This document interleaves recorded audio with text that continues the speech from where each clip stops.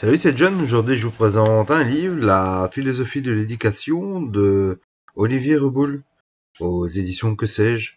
N'hésitez pas à regarder dans la description de la vidéo pour y trouver de plus amples informations ou d'autres vidéos ou articles en rapport avec le sujet. Je vous laisse avec l'introduction de ce livre. Introduction à la philosophie de l'éducation. La philosophie commence là où les choses ne vont plus de soi, là où ce qui était pour tout le monde évident cesse de l'être. Elle commence avec l'ironie socratique. La philosophie de l'éducation sera donc avant tout une interrogation, non pas un corps de savoir, mais une mise en question de tout ce que nous savons ou croyons savoir sur l'éducation, comment se caractérise-t-elle cette mise en question? D'abord, est-elle totale? Certes, la philosophie n'est pas un touche-à-tout, mais on peut philosopher surtout sur Dieu, sur la politesse, sur l'art, sur les sciences, sur le langage, en droit. Aucun domaine n'échappe à l'interrogation philosophique et c'est ce qui légitime la philosophie de l'éducation. D'autant que l'éducation est le fait humain par excellence. L'homme, disait Kant, n'est ce qu'il est que par l'éducation. Ensuite, elle est radicale, en ce sens qu'elle va jusqu'au fond, ainsi chacun se demande quel est-il, la philosophie, elle se demande qu'est-ce que le temps, de même quand il s'agit d'éducation, la philosophie ne se demande pas comment guérir la dyslexie, mais quelle valeur ou quel sens implique le fait de savoir lire. Elle ne cherche pas à construire un programme scolaire, elle se demande ce qui vaut la peine d'être enseigné et pourquoi. Elle ne cherche pas les moyens les plus sûrs et les plus efficaces, elle se demande quelles sont les fins de l'éducation, c'est pourquoi enfin la mise en question philosophique est vitale, en ce sens que ce qui la suscite n'a pas un intérêt purement spéculatif quand on demande qu'est-ce que le temps, il est question non seulement du temps, mais de nous, de notre angoisse et de notre joie, de notre vie et de notre mort. Amour de la sagesse, la philosophie est en quête non seulement d'un savoir, mais d'un savoir-être par le savoir. On nous objectera que cette quête est plutôt négligée par les philosophes actuels, peut-être, mais quand il s'agit de philosopher sur l'éducation, on ne peut pas ne pas y entrer. Cette quête fut celle des penseurs grecs. Socrate, dans Protagoras, demande aux sophistes qui se targuaient d'introduire un enseignement exceptionnel. Quel profit peut-on tirer de telles leçons? Et Protagoras répond, tu rentreras chez toi meilleur. Vos programmes, même s'il n'a pas été tenu, en tout cas, les Grecs ont toujours conçu comme inséparables ces deux grandes réalités humaines, la philosophia et la paideia. Mais dans d'autres cultures, bien plus archaïques, on s'est interrogé aussi sur le sens de l'éducation. On en fait la philosophie, en témoigne ce passage émouvant de la Bible. Lorsque demain ton fils te demandera qu'est-ce donc que ces instructions, cette loi et ces coutumes que l'Éternel, votre Dieu, nous a prescrites, lorsque demain il arrive toujours un moment où l'enfant interroge ses parents, où l'élève critique ses maîtres, où toute une génération met en cause celle qui la précède, ce moment est que nous le voulions ou non celui de la philosophie, celui où, mis au pied du mur, comme Éodipe devant le sphinx, s'il nous faut répondre ou mourir, tu diras à ton fils, la réponse de la Bible peut paraître inactuelle. Ce qui reste actuel, c'est qu'elle ne biaise pas, qu'elle ne tente pas de justifier les innombrables prescriptions de la loi juive par un appel à l'autorité ou l'utilité ou au bon sentiment, qu'elle va droit à l'essentiel et incite l'enfant questionneur à se l'approprier, à passer du vôtre au nôtre, afin de craindre l'Éternel, notre Dieu, d'être toujours heureux et de vivre. Deutéronome 6, verset 20. Reste une question. Qui aujourd'hui pratique la philosophie de l'éducation? Elle est réservée à un corps de spécialistes et en un sens, chacun la pratique du moment qu'il s'interroge sur les fins de l'éducation. Dès qu'un éducateur réfléchit sur le sens de son entreprise, dès qu'il se demande pourquoi, ou mieux pourquoi il fait ce qu'il fait, il philosophe. Que peut alors apporter la philosophie des spécialistes? Une seule chose, mais à vrai dire essentielle, la méthode. Quelle méthode? La réalité, c'est-à-dire ici l'histoire de la philosophie, nous contraint à dire qu'il n'y en a pas qu'une. Chaque philosophe a créé la méthode qui lui convenait, ou du moins modifie à sa convenance celle de ses prédécesseurs, ce qui montre que le choix d'une méthode philosophique est un choix philosophique. Nous allons donc en exposer 5, en sachant qu'il en existe bien d'autres, mais qui sont du moins celles que nous utiliserons dans ce livre.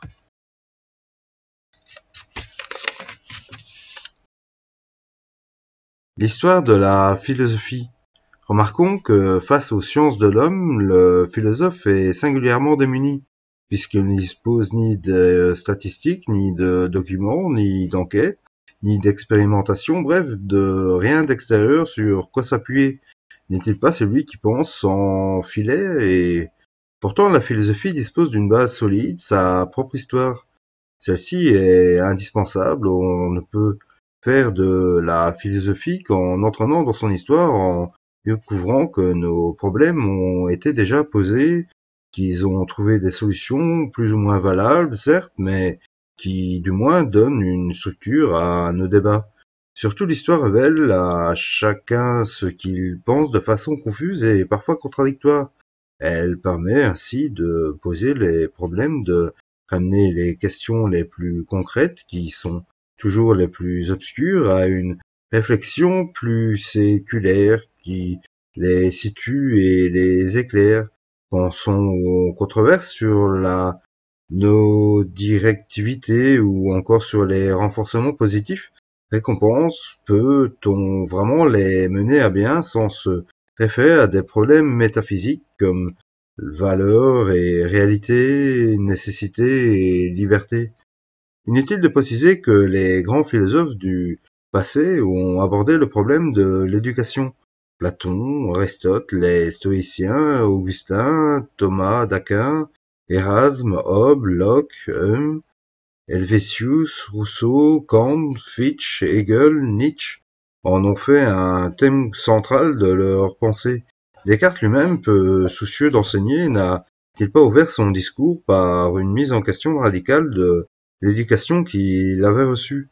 En somme, l'histoire de la philosophie serait pour le philosophe ce que les Écritures sont aux théologiens, le fondement sur lequel ils pensent, et la philosophie est bien elle aussi une tradition, mais on voit d'emblée ce qui les distingue de la tradition religieuse. Alors que les théologiens reçoivent les Écritures comme une vérité qu'il a la charge d'interpréter, ce que le philosophe attend des maîtres du passé, c'est une leçon qu'il doit commencer par comprendre, certes, mais qu'il doit ensuite reprendre en la discutant, en la confrontant à d'autres pour finalement l'appliquer aux problèmes de son temps. On trouvera un bel exemple de cette méthode chez Alain, qui se sert de Platon, Descartes, Hegel et surtout Comte et Spinoza pour aborder les problèmes les plus actuels de l'enseignement et de l'éducation. Pour philosopher, il faut donc se mettre à l'école des philosophes, en se rappelant toutefois qu'une école est un lieu d'où l'on doit sortir une institution dont le but véritable n'est pas seulement d'apprendre telle ou telle vérité, mais d'apprendre à penser. On n'apprend pas la philosophie, disait Kant, on apprend qu'à philosopher. 2. La réflexion sur les sciences. Il existe aujourd'hui des sciences de l'éducation. Le philosophe de l'éducation ne peut pas plus les ignorer qu'un philosophe du langage, la linguistique. Son propos est de réfléchir sur les énoncés de ces sciences, de s'interroger sur leurs valeurs, leur sens, leurs limites, et c'est là ce qui constitue notre seconde méthode.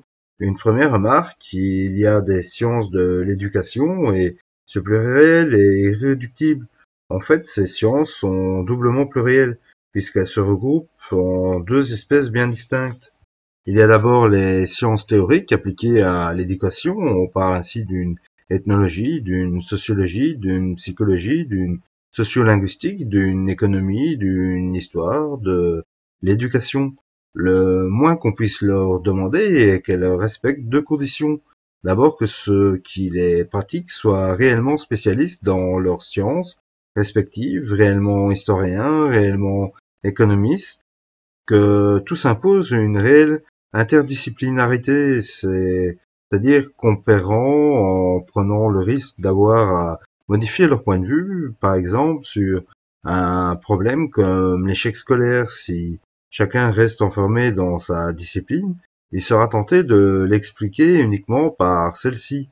Et c'est alors qu'on tombe de la sociologie dans le sociologisme, de la psychologie dans la psychologisme. Bref, dans un dogmatisme réducteur. Maintenant, il existe des sciences spécifiques qui sont nées des problèmes posés par l'éducation elle-même. Comment améliorer tel enseignement, comment évaluer, comment faciliter les relations maître-élève, comment obtenir de meilleurs mouvements en sport, et c'est ainsi que sont apparus les didactiques, la docimologie, la psychopédagogie, les sciences des activités physiques, etc. On ne peut certes exiger des sciences de l'éducation la rigueur et l'objectivité des sciences exactes, il reste qu'elles ne peuvent être dites sciences qu'à deux conditions. D'abord qu'elles expliquent ou du moins interprètent les faits éducatifs, ensuite qu'elles vérifient ou du moins augmentent leurs hypothèses explicatives. Rien que leur pluralité apparaît comme une limite et une limite indépassable. Pourquoi? Prenons un exemple, un problème qui semble l'apanage des sciences humaines. Qu'est-ce qu'être adulte? La biologie établit les normes de la maturité organique, qui varient d'ailleurs d'un organe à l'autre, mais elle ignore la maturité psychique, qui constitue moins un âge qu'un stade que certains hommes n'atteignent jamais et que personne ne peut être n'atteint tout à fait. Il faut donc se tourner vers la psychologie du développement. L'œuvre de Piaget procure effectivement des critères qui permettent d'évaluer la maturité psychique, les opérations formelles, l'équilibre, la décentration, la réversibilité, la réciprocité. Seulement, ces critères définissent non pas un stade réel et observable comme ceux qui précèdent et préparent la maturité, mais un idéal que peut-être humain atteigne réellement. La psychanalyse est-elle plus objective? Freud dénonce sans cesse l'infantilisme des névroses et des perversions et définit la cure analytique comme une éducation progressive pour surmonter en chacun de nous les résidus de l'enfance. Mais ces critères de maturité, la sexualité générale, le primat du principe de réalité sur celui de plaisir, le passage du ça au moi, ces critères sont loin d'être indiscutables et surtout semblent bien constituer un idéal inaccessible à la plupart. Ces échecs des sciences de l'éducation s'expliquent selon nous par deux raisons. D'abord, ces sciences sont plusieurs donc partielles, alors que la maturité est un fait global qui concerne toute la personne. Ensuite, elles se veulent objectives, alors que la maturité repose sur un jugement de valeur. Cet échec est donc normal, il ne prouve en rien que les sciences de l'éducation sont inutiles et il ne signifie pas non plus que le problème de la maturité soit insoluble. Il veut dire simplement que la solution ne peut être purement scientifique. Fin de la page 9. Page 10. L'analyse logique. En fait, tout éducateur, pour se trouver contraint de résoudre ce genre de questions, que veut-on dire quand on affirme qu'un sujet n'est pas mûr pour telle formation ou tel emploi? Or, cette question, que veut-on dire, est par excellence celle de l'analyse logique, méthode très en faveur chez les anglo-saxons qui consiste à s'interroger sur le langage courant pour en tirer une norme. Donnons-en un échantillon. Que veut-on dire quand on parle d'enseigner? Israël Scheffler, 1950, chapitre 4, commence par confronter ce verbe avec ses synonymes apparents. Enseigner, est-ce dire ou montrer, ou faire, savoir, ou former, etc. Ensuite, il dégage qu'il a trois significations propres à partir de ces trois constructions. Teaching that, enseigner que. Teaching how, to, enseigner à faire. Teaching to, enseigner pourquoi, soit par exemple ces deux énoncés qui correspondent à enseigner que, Pierre a appris que Colomb a découvert l'Amérique en 1492, 2. Pierre a appris qu'il faut être honnête, 1 n'a qu'un seul sens alors que 2 est ambigu, voulant dire soit que Pierre est devenu honnête, soit qu'il sait qu'il faut l'être tout en ne l'étant pas, ainsi dans l'éducation morale, mais aussi dans l'éducation physique et même intellectuelle, on va préférer l'enseigner à l'enseignement qui forme à celui qui informe. 3. Pierre a appris à être honnête, donc il l'est. Seulement, à s'en tenir à 3, il peut l'être sans savoir pourquoi, par habitude aveugle ou par crainte. De même, dans bien d'autres domaines, on peut très bien savoir par cœur, mais aussi savoir parler une langue, calculer, etc., sans comprendre ce qu'on fait. Enseigner à bien une formation, mais une formation qui réussirait à coup sûr, et à tous les coups serait-elle encore une éducation? C'est pourquoi il faut prendre au sérieux le troisième sens, enseigner pourquoi, un enseignement qui forme en faisant comprendre et qu'on pourrait illustrer par 4. Pierre a compris qu'il faut être honnête.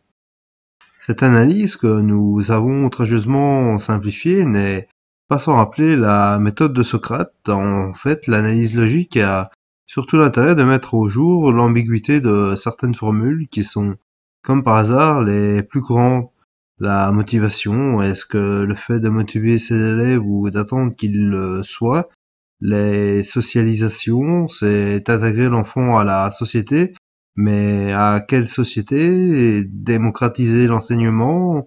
S'agit-il de le rendre plus libéral en laissant les élèves participer à sa gestion ou plus égalitaire en donnant à tous les mêmes chances de succès ou encore inégalitaire en donnant plus de chances à ceux qui sont au départ défavorisés?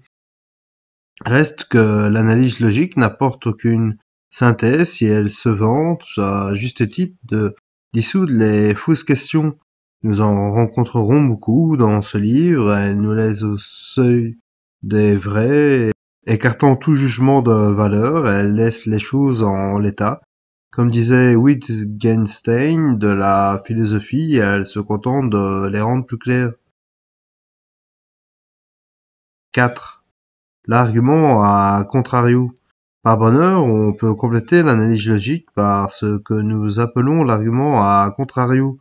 Il consiste à fonder les valeurs en partant de ce que de l'avis général on ne peut pas vouloir, de ce que personne ne revendiquerait comme un but éducatif.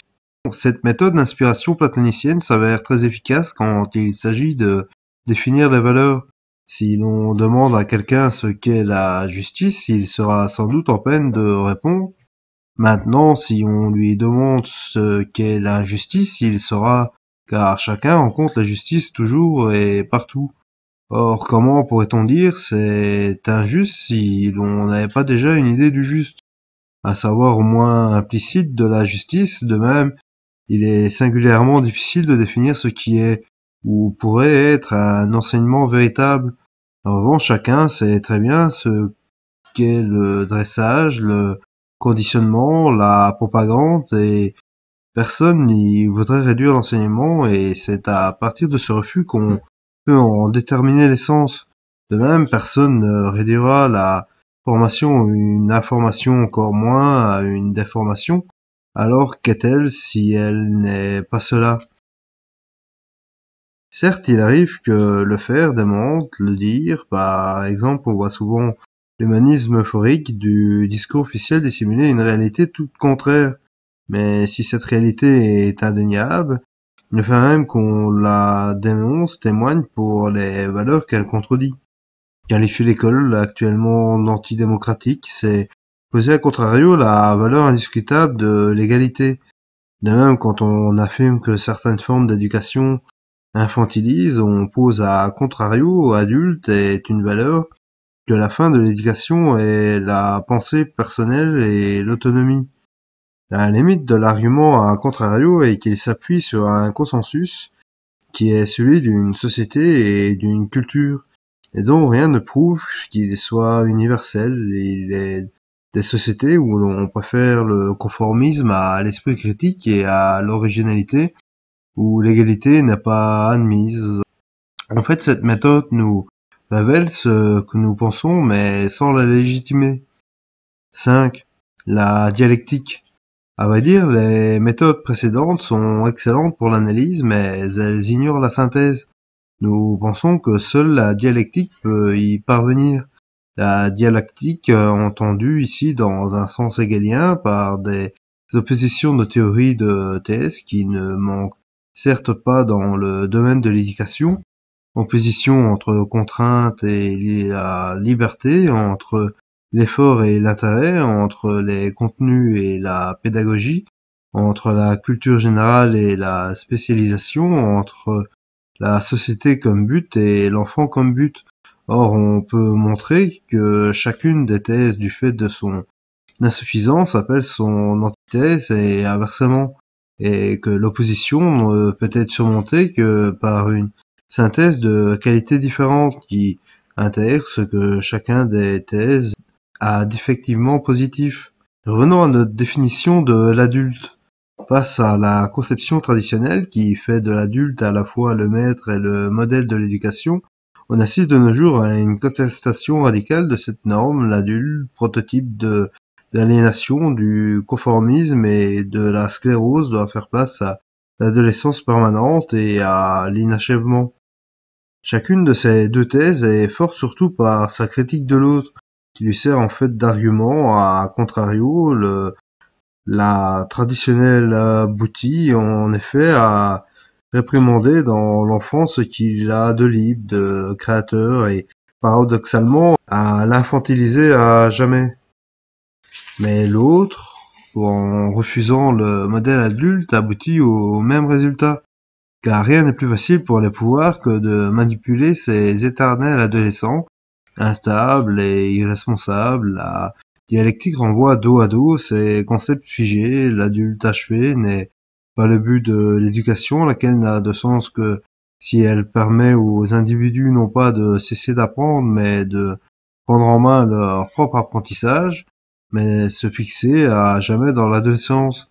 C'est s'enfermer dans une caricature, car le propre de l'adolescent réel est avant tout son désir de grandir, de se dépasser, fût-ce par la révolte. Bref, ni le fossile ni l'infantile ne sont des adultes, et la vraie maturité n'est pas de mépriser la jeunesse, ni de la singer, mais de la sauver en soi.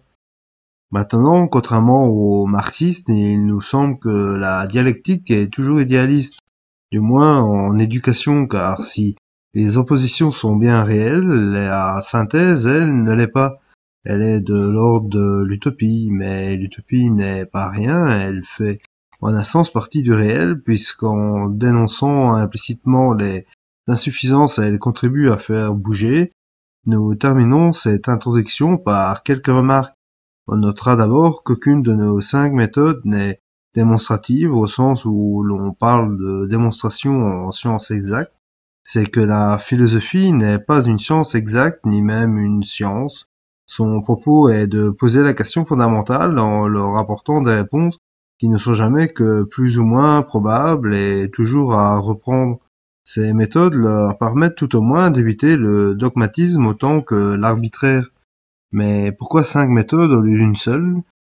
N'est-ce pas remplacer la philosophie rigoureuse par un bricolage? Maintenant, on pensait avec Heidegger que Denken ist ein Handwerk, que penser est un artisanat, un travail de la main. On acceptera alors non pas une machine-outil, mais une simple boîte à outils d'un chacun, à commencer par l'auteur, tirera le moment venu l'instrument le plus approprié, quitte à le ranger ensuite. Si le choix d'une méthode est un choix philosophique, la pluralité des méthodes découle d'une philosophie pluraliste. Est-il d'autres alternatives au dogmatisme, en tout cas dans cette collection qui se place sous l'égide de Montaigne? Il nous semble essentiel de montrer que même en éducation, surtout en éducation, les choses ne vont pas de soi. Chapitre 2. Qu'est-ce que l'éducation? La philosophie de l'éducation est donc doublement spécifique par rapport aux sciences de l'éducation. Elle est par le type de questions qu'elle se pose, par rapport aux autres branches de la philosophie. Elle est par son objet, l'éducation. Le but de ce chapitre sera donc de définir celui-ci. On sait qu'une définition est toujours quelque peu arbitraire et c'est pourquoi il est indispensable de l'argumenter. Nous tenterons d'en trouver une qui restreigne certes le sens du mot éducation en montrant qu'il ne désigne ni une maturation naturelle ni un dressage artificiel, mais nous éviterons de réduire abusivement ce sens et de mutiler l'éducation. 1. Élever, enseigner, former, l'étymologie peut-elle nous servir? On a prétendu qu'éduquer provenait du latin educere, faire sortir, mettre dehors. C'est inexact, le terme vient d'un autre verbe, educere, qui signifie élever des animaux ou des plantes, et par extension avoir soin des enfants. L'étymologie est toujours dangereuse. On ne peut pas non plus s'en tenir à l'histoire du terme. En français du XIXe siècle, l'éducation a surtout le sens de savoir-vivre, ce qui implique l'adaptation aux normes de la classe supérieure et à ses symboles, ses valeurs, ses mots de passe, mais aussi une réelle maîtrise de soi. L'homme éduqué est celui qui sait se tenir au double sens de garder son rang et garder son sang-froid. Tout différent est le mot anglais education, ce faux ami dont le sens est introduit subrepticement chez nous, où éducation signifie l'enseignement comme institution, le système scolaire universitaire. Un educate person est quelqu'un d'instruit, ce qui ne veut pas dire bien élevé. De nos jours, quand on parle de problèmes de science, de ministre de l'éducation, c'est surtout à l'enseignement qu'on pense. Chacun admettra pourtant que l'éducation signifie autre chose que le dressage de l'homme du monde ou que la production de diplômés. Essayons donc une autre méthode qui serait d'analyser les synonymes. Parlons du verbe éduquer. Il a bien des synonymes dont les trois principaux sont élever, enseigner et former. Élever se rapporte à l'éducation au sens restreint, pour l'essentiel celle de la famille. Il s'agit d'une éducation spontanée, une mère qui dorlote son bébé, l'éduque car elle éveille sa conscience de l'autre et développe avant tout le langage, son aptitude à communiquer, mais la mère ne programme pas cela et même ne le sait pas, sa tendresse est éducative, mais à son insu. Enseigner désigne au contraire une éducation intentionnelle, c'est une activité qui s'exerce dans une institution dont le but sont explicites. La méthode plus ou moins codifiée et qu'assurent des professionnels élevés et enseignés sont donc des activités différentes et parfois exclusives l'une de l'autre. S'il faut les deux, il est difficile de faire les deux en même temps et de les confier à une seule personne. Les parents, même instruits, sont peu capables d'instruire leurs enfants car ils sont toujours trop impatients, anxieux, passionnés, mieux parce que opposés entièrement à un rapport de complémentarité, mais alors où trouver le concept qui permettrait de les unifier? Ici encore, appuyons-nous sur le langage, dans l'éducation familiale, dans l'enseignement et dans les formations, on apprend, on peut donc admettre qu'apprendre le verbe qui correspond au substantif éducation, qui non seulement unifie les trois termes, mais le rapporte en plus, en effet, celui qui apprend quelque chose. Depuis la nation jusqu'à l'algèbre, apprend toujours aussi à devenir de moins en partie meilleur, devenir meilleur, qu'est-ce à dire, développer les potentialités d'être humain que chacun porte en soi, l'éducation dans tous les domaines, depuis la naissance jusqu'au dernier jour. L'éducation, c'est d'apprendre à être homme. Et l'éducation familiale, l'enseignement, les formations sont autant des parties de cet apprendre dans tous les cas où on apprend à devenir homme. Si donc on veut devenir l'éducation, il faut réfléchir sur le mot homme. 2. L'éducation entre la nature et la culture. Est-on homme de naissance ou le devient-on par l'éducation? Les sciences humaines admettent que de nouveau-nés d'aujourd'hui ne diffèrent en rien de nouveau-nés des âges préhistoriques. Tout ce que l'humanité a mis des millénaires à conquérir est culturel, non naturel, autrement dit, se transmet non par l'hérédité, mais par l'éducation. Bref, tout ce qui rend l'homme humain, le langage, la pensée, les sentiments, les techniques, les sciences, les arts, la morale, l'homme l'a parce qu'il l'a appris. L'anthropologie précise que l'homme est un animal né à avant terme. Son organisme, notamment les connexions nerveuses, est inachevé. Il doit donc, à l'encontre du petit animal, tout apprendre et tant qu'il apprend, il dépend des autres, des adultes. Cet inachèvement de l'homme est aussi sa grandeur, alors que l'animal est ce qu'il est dès sa naissance ou le devient naturellement par maturation. L'enfant humain, comme dit Fitch, doit devenir ce qu'il doit être, mais ce handicap constitue en fait un double avantage. D'abord, la faiblesse de l'enfance, la nécessité de la protéger, soigner, éduquer pendant des années constitue sans doute un des grands facteurs de la société. Sans société, en effet, il n'y aurait pas d'enfance, donc pas d'homme. Ensuite, parce que inachevé, l'enfant va infiniment plus loin que l'animal. L'imperfection de sa nature est aussi sa plasticité. CF Dewey, 1966, chapitre 4. Cette nature humaine hors de l'éducation se réduit d'ailleurs à bien peu de choses. Rappelons le cas des enfants sauvages, celui en particulier des deux fillettes trouvées dans un repère de loups aux Indes en 1920. Ces enfants, Amala, 2 ans environ, et Kamala, 8 ans, incapables de se tenir debout, trottaient sur leurs coudes et leurs genoux.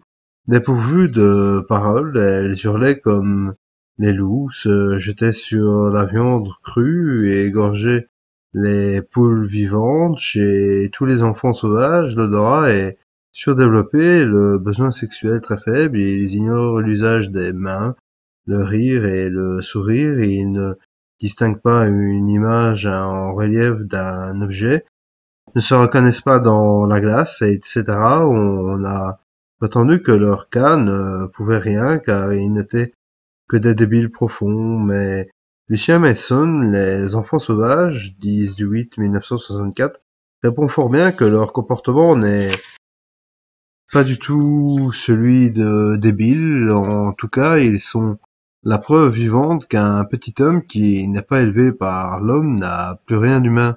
On verra plus loin le pourquoi de ces guillemets.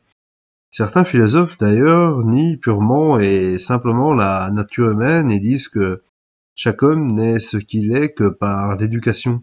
C'était déjà le point de vue des sophistes qui illustrent le beau mythe d'Éphiméthée et Platon, Protagoras, 320c, les empiristes du XVIIIe siècle affirment que l'homme n'est au départ qu'une table rase sur laquelle l'expérience peut inscrire n'importe quoi. L'éducation nous fait ce que nous sommes, disait Helvétius, non seulement ce que nous savons, mais ce que nous sommes. Un homme, c'est homme avec ses sentiments, son intelligence, sa moralité, et les culturalistes actuels reprendront cette autre thèse des sophistes, qu'il n'y a pas de valeur universelle, que les hommes diffèrent dans leurs goûts, leurs sentiments, leurs mœurs, leurs catégories intellectuelles et morales, tout comme diffèrent les cultures dans laquelle ils ont été élevés.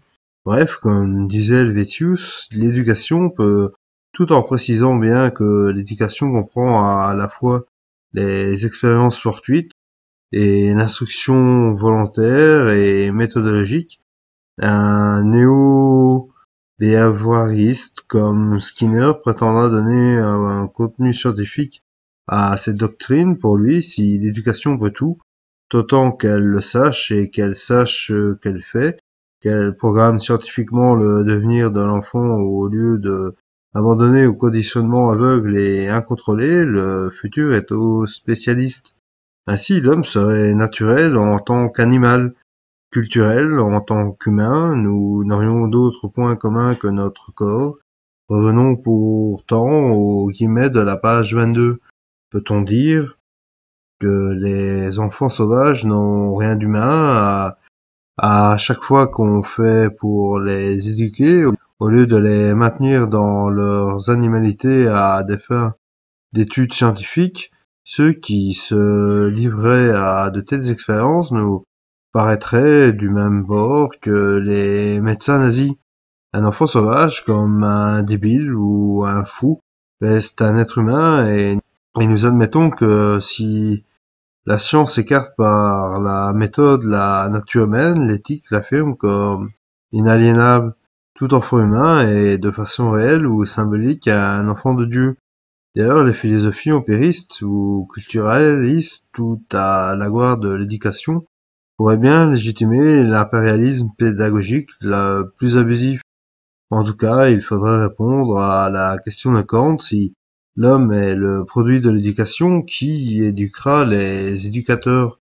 Ajoutons une remarque capitale: on peut éduquer plus ou moins les enfants sauvages, alors que personne ne pourrait apprendre le langage, les techniques ou la moralité à un animal.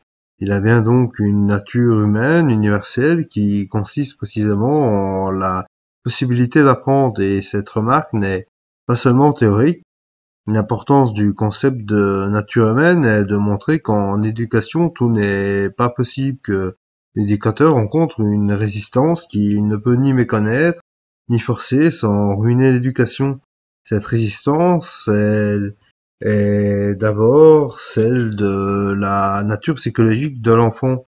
Des auteurs aussi différents que Piaget, Freud, Wallon montre que l'enfant passe nécessairement par des stades et que l'éducateur ne peut impunément les sauter ni même les abréger.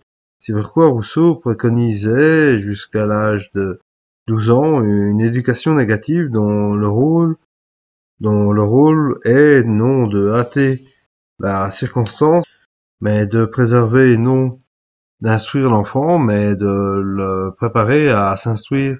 Il y a un fond de vérité dans cet outrage. La nature, c'est le caractère propre à chaque enfant, sa manière à lui d'agir, de sentir, d'apprendre.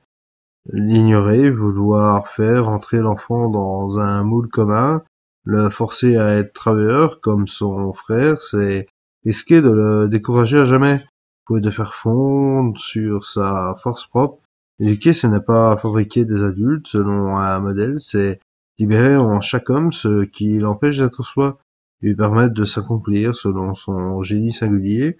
Bref, si le contenu de l'éducation est variable, la nécessité d'être éduqué est universelle, car elle est inhérente à l'homme, la nature humaine est ce qui exige d'être éduqué. Elle est aussi ce qui fait que l'éducation ne peut pas tout. Inversement, si l'éducation ne peut pas tout, on ne peut rien sans elle.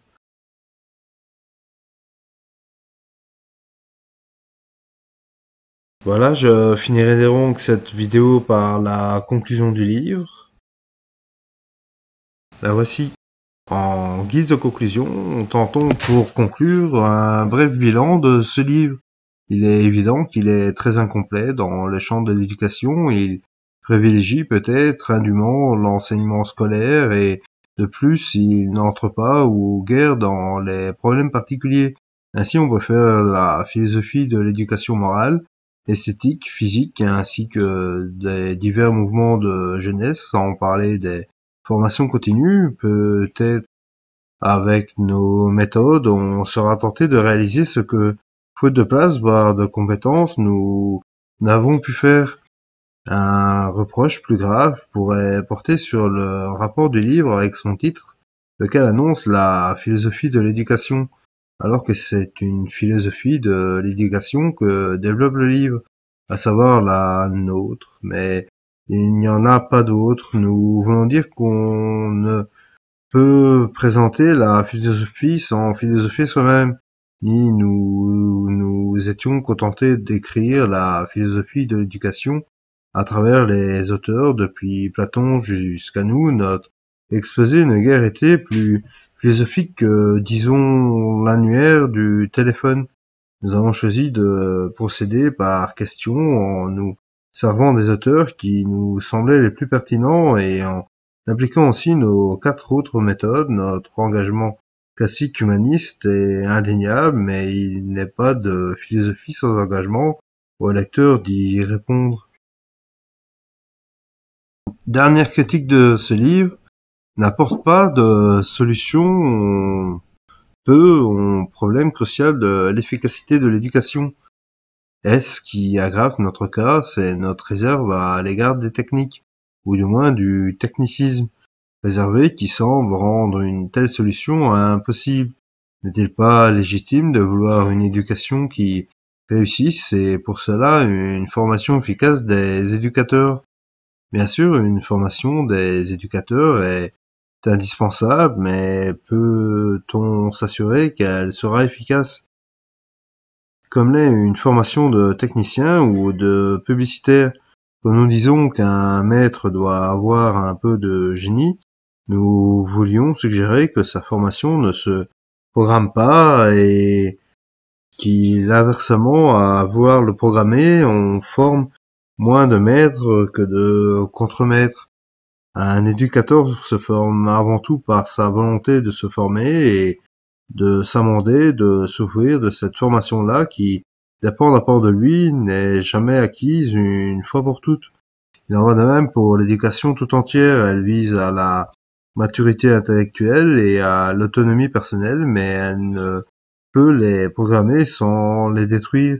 Elle fait de l'individu un adulte capable de choisir par lui-même et en connaissance de cause, mais elle ne peut choisir à sa place afin que son choix soit le bon. Là est la limite radicale de l'éducation, et pire danger pour l'éducateur est de l'ignorer, de chercher, soit dans les interdits, soit dans les techniques, le moyen de dicter une forme sous tout ce qu'on choisira au lieu d'apprendre à choisir. Il faut pourtant l'accepter si l'on éduque des êtres libres, il n'y a pas d'éducation sans risque. Mais quel est alors le critère qui permet de dire qu'une éducation est réussie? Il y en a beaucoup, mais le principal est qu'elle est réussie si elle est inachevée, si elle donne au sujet les moyens et le désir de la poursuivre, d'en faire une auto-éducation, car on arrive peut-être un jour à être ingénieur ou médecin ou bon citoyen, on n'en finit jamais de devenir un homme.